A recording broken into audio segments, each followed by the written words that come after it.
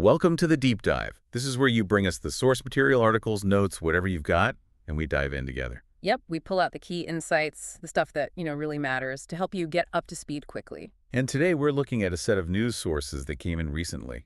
They all focus on the life and career of really a remarkable actress. It is a deep dive that starts with some sad news, unfortunately.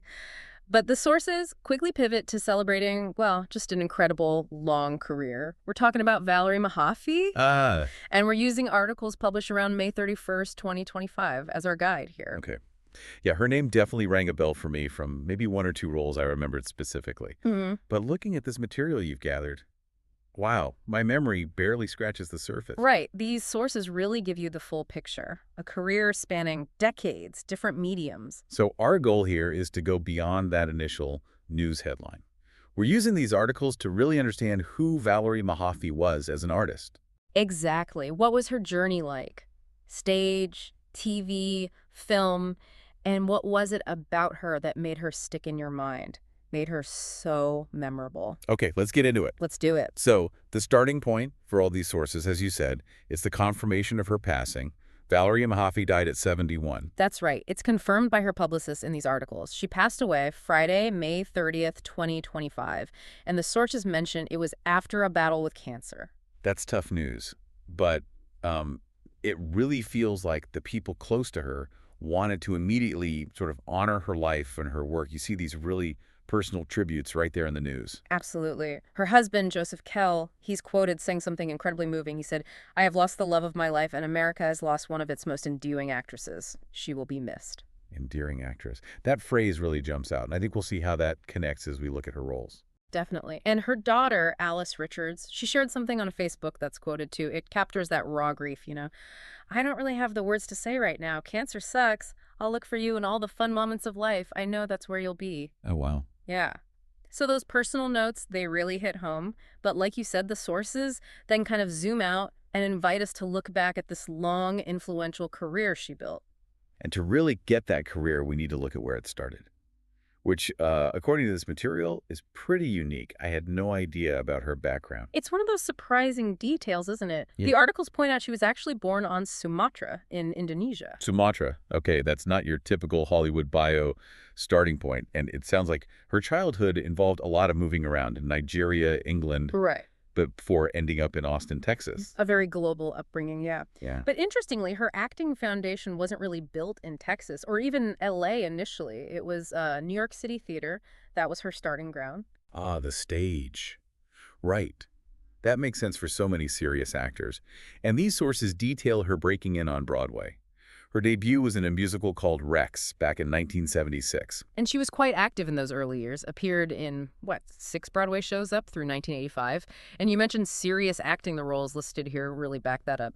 She performed opposite Raul Julia in Dracula in 77. Raul Julia as Dracula.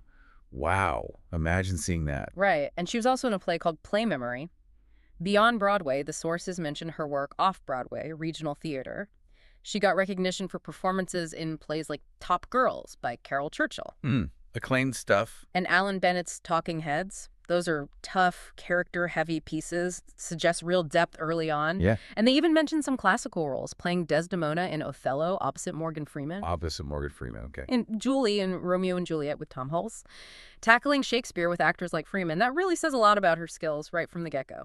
Okay, so she clearly had this solid, rigorous stage background. But I think for most of us, probably where we really got to know her face was television. Oh, absolutely. Her TV career was just extensive. She was consistently on our screens for decades. It started with some early roles, but a big one was a long run on the NBC soap, The Doctors. Great. She played Ashley Bennett, says here, 104 episodes starting way back in 1979. And she got a Daytime Emmy nomination for that role, too, in 1980. So talent recognized early on. Okay, so early recognition. Exactly. Yeah. And that nomination was sort of a sign of things to come leading up to a win that really, really stands out in her career for her role in Northern Exposure. Ah, yes, Northern Exposure. Now, that's where a lot of people will know her from, I bet. She played Eve. The show ran 1990 to 95, right? That's the one. And it was specifically for playing Eve, who was the, a very eccentric wife of Adam Arkin's character, Adam, who was also pretty eccentric. Yeah, they were a pair. It was for that role she won the Emmy. And the sources specify it was 1992 Outstanding Supporting Actress in a Drama Series. Now, here's what's really fascinating, and the articles make a point of this. Her Emmy was the only acting award that show ever won. Wait, really? The only one? The only acting award for the whole run, even though Northern Exposure won Best Drama that same year. Wow. Okay, that context is huge. It tells you her performance as Eve must have been something truly special, really stand out for the industry to single it out like that. Absolutely. It really underscores her impact in that role. And that wasn't like the end of her memorable TV roles, not by a long shot. She seemed to pop up in so many great popular shows over the years. Oh, the list is long. And it really shows her range. She had that significant arc, 8 episodes, as Alma Hodge on ABC's Desperate Housewives. Yes, I remember her on that. Very different vibe. Totally different. And then more recently, she was Victoria McElroy, one of Sheldon's teachers on Young Sheldon. Right. And Helen Pergman in the first couple of seasons of Big Sky on ABC. All right. Plus, a really great turn as Lorna Harding in Netflix's Dead to Me, which was another Emmy-nominated show itself. And she was also in Echo 3 on Apple TV, plus playing Maggie Chesbrough. Just that selection shows incredible versatility, right? Network hits, streaming shows, comedy, drama. Exactly. And then you look further back, and the credits listed in these sources, they read like a greatest hits of TV history. You've got Newhart, Quantum Leap, Cheers, Seinfeld, Dream On, LA Law, Caroline in the City, ER, Wings, Norman Lear's The Powers That Be, Ally McBeal. That is quite listed. It's just proof of incredible longevity and adaptability, too. Totally. To be a guest star or have recurring roles on shows spanning, the 80s, 90s, 2000s, and right up into recent years. Yeah. Across all those different styles, it shows there was just this constant demand for her talent. She really was one of those familiar, reliable faces you're always happy to see pop up. For generations of TV watchers, yeah. She absolutely was. Now, while TV was maybe where she was most visible, she also had a significant film career, too. She did.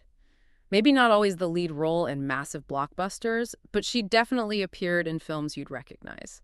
The sources mention roles in Oscar-nominated movies. Yeah. Seabiscuit back in 2003. Right. And Clint Eastwood's Sully in 2016. Being part of projects like that, even supporting roles, it says something. Definitely places her in significant films. But what the sources really highlight about her film work, particularly later on, is her role in the 2020 movie French Exit. Ah, yes. Okay. This performance got specific critical buzz. It really did. She played Madame Reynard, described as sort of relentlessly hopeful in the film. And the key thing here is she got critical acclaim and an Independent Spirit Award nomination for Best Supporting Female for that role. Exactly. Starring opposite Michelle Pfeiffer and Lucas Hedges, directed by Azazel Jacobs. That Independent Spirit nomination, especially coming later in her career, feels really significant. It absolutely is. It shows that after decades in the business, she was still turning in these nuanced performances in independent films that critics really responded to. It wasn't just a lifetime achievement kind of thing. It was recognition for that specific work. That's a great point. It shows her craft was still evolving, still sharp. The sources also mention some other films like Jungle to Jungle. Right, from '97. And No Pay Nudity from 2016. And there's a lovely personal detail included in these articles, too, a family project. She actually produced and acted in a film called Summer 11 back in 2010. Oh, nice. Yeah, alongside her daughter, Alice. And the film was directed by her husband, Joseph Kell. So it shows her involvement wasn't just acting, but also creating projects with her family. That's really cool. Okay, so let's step back and synthesize a bit. We've looked at this incredible career path, starting on Broadway, working with legends like Raul Julia, Morgan Freeman, then this huge television presence, winning that singular acting Emmy for Northern Exposure, becoming this familiar face on everything from Cheers and Seinfeld to Desperate Housewives, Young Sheldon, Right. and then earning critical acclaim for independent film work later in life with French Exit. Yeah.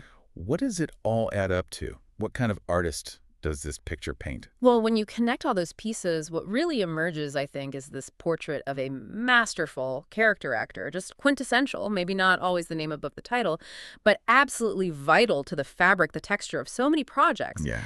That deep theater background clearly gave her the dramatic chops, the classical ability, but she also had this innate charisma, this great timing that made her perfect for comedy and TV. She could create these instantly recognizable characters, and often kind of quirky or offbeat, right? Goes back to that word her husband used, endearing. Yeah. She had this knack for making you connect with her characters, whether they were funny or complicated or sad. Exactly. You might not have always placed her name immediately, but you knew her face, and you knew she'd bring something interesting, something special to the scene.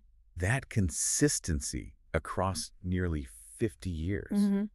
It's astounding, working across so many different platforms and genres. It speaks volumes about her talent, sure, but also her professionalism, her adaptability. Absolutely. Her career is just a fantastic example of the value of being that versatile, reliable performer who just elevates everything they're in. And maybe the aha moment for you listening is realizing, wow, she was in that show, and that movie too, connecting all those dots. It really does underscore how crucial character actors are to the whole entertainment world. They build these rich, varied careers, often quietly, just through sheer skill and dedication. Yeah. And they become fundamental parts of the stories we love. And that Emmy for Northern Exposure, it's like the perfect symbol of that. That specific moment where that essential supporting work got the absolute highest recognition. Her legacy isn't just in the awards, though. It's in all those moments, big and small, where she brought a character to life and added something, humor, depth, humanity, to the shows and films you remember. She was just this constant welcome presence for so long. So wrapping up this deep dive, we started with the news of Valerie Mahaffey's passing, but the sources quickly led us into exploring this really rich life devoted to performing. Yeah. We traced her journey from those surprising international roots to building that strong foundation in New York theater, through that incredibly prolific TV career, highlighted by the unique Emmy win, and into notable film roles, right up to that acclaimed performance in French Exit. And what really comes through is this picture of a truly versatile, enduring artist, someone whose work just enriched so many different kinds of productions for, well, almost 5 decades, really embodying that description of an endearing and charismatic actress. It makes you appreciate the sheer depth of talent that exists, often just outside the main spotlight. You know, what's fascinating to think about is how a career like hers, built on that versatility in those memorable supporting roles, rather than, say, consistent leading stardom, creates its own kind of powerful legacy. She became this beloved, familiar figure simply by being consistently brilliant across the board. That's a wonderful way to put it. Yeah. Well, hopefully this deep dive gives you a much deeper appreciation for Valerie Mahaffey's incredible journey. And maybe it inspires you to seek out some of her performances again. Yeah, maybe that standout role as Eve in Northern Exposure, or her arc on Desperate Housewives, or French Exit, or maybe you'll just start noticing her in all those other shows and films she popped up in over the years. Absolutely. Her work is definitely out there waiting to be discovered, or perhaps rediscovered, with this new perspective.